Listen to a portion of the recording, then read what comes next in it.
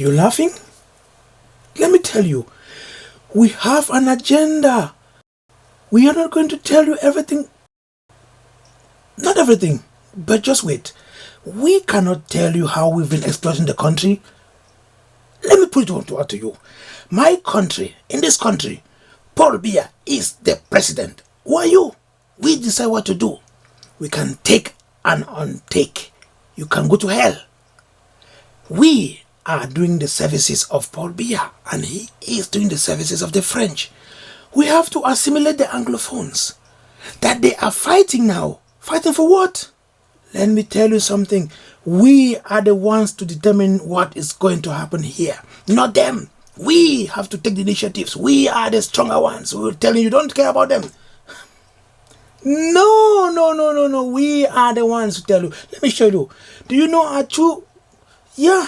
We're going to put in place our agenda. We're going to break down their will. We're going to set confusion, and then we will rule them. Achu Julius Tabe. Barrister Achu Julius Tabe. You don't know him? Let me tell you. We have a plan. They have stopped working in court. We will get the courts back. The schools, we can for the moment forget it, but other people are taking care of that. We are going to take care of this court, and we have an agenda. We have a plan. We're working together with Barrister Julius Achu. Yes, Barrister Julius Tabe Achu. Don't look so surprised. Don't you know that he is our man behind the scene trying to uproot, to derail the so-called restoration plans of the Anglophone? You know, our plan is this. We have been we have been living on the state coffers, on the money that the people have been working on. That's normal. If you are a leader, you have to live on something. So we have been living on this and receiving our due pay all these years. But now the Anglophones have come to spoil everything. They want to take away our Garden of Eden. It's not possible. It's not possible. We had thought that we could solve that problem militarily, but they don't come out for us to shoot at them. So it is terrible. It is horrible. They have boycotted the courts. They have boycotted the schools. What should we do? We have tried everything. We have bribed them. We've given them a lot of money, but they have refused. So we arrested their leaders. We cut off the internet, but they have still refused. What do you expect us to do? The government is trying to do everything possible according to the constitution. And the constitution is very clear. Exploit the Anglophones. That was France. France told us to do that. That's why we're doing it. So now that the Anglophones are again at our neck, and this time they're at our testes, and it's very painful, let me tell you, we cannot let go that easily. So we have devised a plan. We always have our men in the background, and this time around, it is the plan for Barrister Julius Tabe Achu. His duty is to woo, to force the lawyers back to court in Bamenda. And in order to do that, he came up with this very, very genial plan. Mischievous as it looks like, but a very genial plan. We challenge the Catholic Church. We know that the Catholic Church in the Bamenda Archdiocese is a very, very strong church. If we can get this church to come to court, people will come to court. The lawyers will rally behind them to come and protect them, to come and defend them. And then they will fill all our courtrooms, and our judges will have work to do.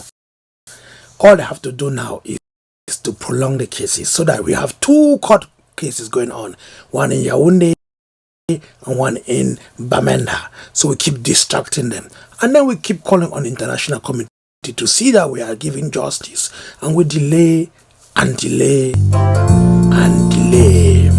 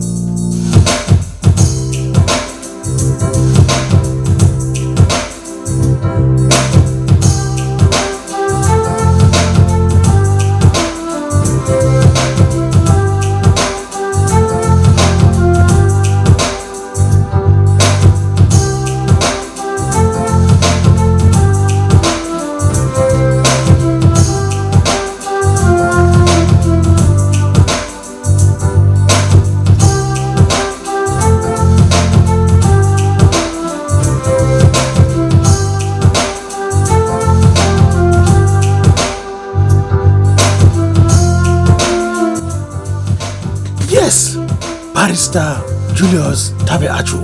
Don't look so surprised.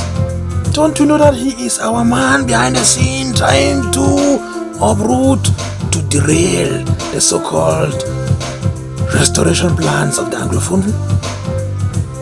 Doc Barrister Julius Tabe Achu. Barrister Julius Tabe Achu. Born about 1964, son of a man from Bafokeng in the Mezam County of southern Cameroons, who served as a colonial SD of Limbe. He attended both the Cameroon Protestant College CPC Bali and the Government High School GHS Limbe. An erstwhile talented guitarist and lover of reggae music, who today might have become a big reggae star if not of his preference for a crooked way of life, a lifestyle that he incorporated during the infamous period in which his uncle was Prime Minister of Cameroon from 1992 to 1996. During that period, he was introduced into the crooked ways to extort and exploit the public offers. That very controversial uncle of his was none other than the Baron of the Santa Mafia, Simon Achidi Ajo, today a senator of the terrorist gangster party, the CPDM. The reign of Senator Achidi Achu as Prime Minister of Cameroon went into history notoriously for its widely acclaimed philosophies, scratch my back, I scratch your back, and chop wipe mob for door, both of which denote the widespread policy of bribery and corruption that was used to divide and rule, especially during the early days of the Social Democratic Front emergence. In 2011, Barrister Julius Tabe Achu tried to outwit his peers when he ran for the position of Bar Council member of the Cameroonian lawyers, but received a sound snake-like beating that sent him into a professional coma for many years.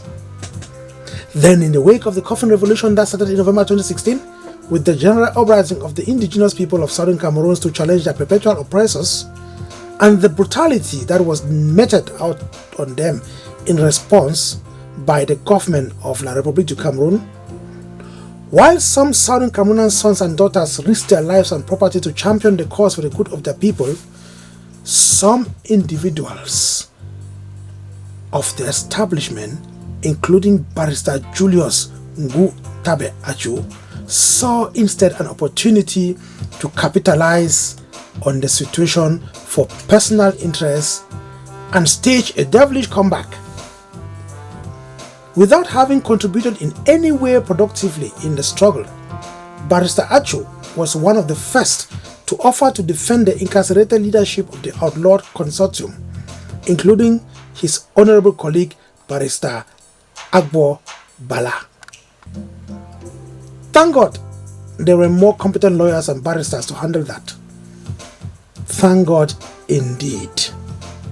Then, now we can see once more clearly on whose paycheck Barrister Julius Tabe Achu has been running errands.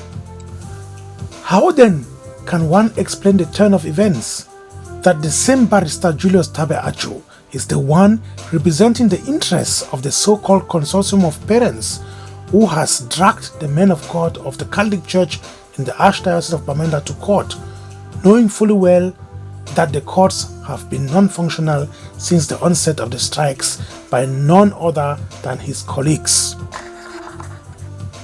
How can Barrister Julius Tabe Achu be so mean to his colleagues? What other means of betrayal have we not seen? And this same guy wanted once to be the president of the bar. This same guy who only a few months ago opted to defend Barrister Agbo Bala, Dr. Fontaine, Mancho Bibixi, and the countless number of freedom fighters of southern Cameroons. As things unfold, the story has not yet ended. However, the likes of Barrister Julius Tabe Achu, who still believe that the struggle for the restoration of the independence of southern Cameroon could be stopped or even reversed, be warned. Repent now and join your people, or stay clear of them, for you shall be singled out when the wrath of the gods of Lake Oko or Mount Fako shall strike on you.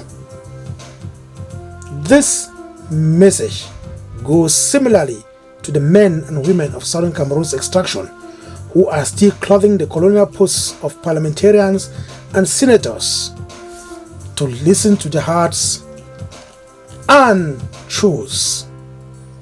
Resign from the colonial parliament of the Republic du Cameroon and return home, or stay away forever. We know you.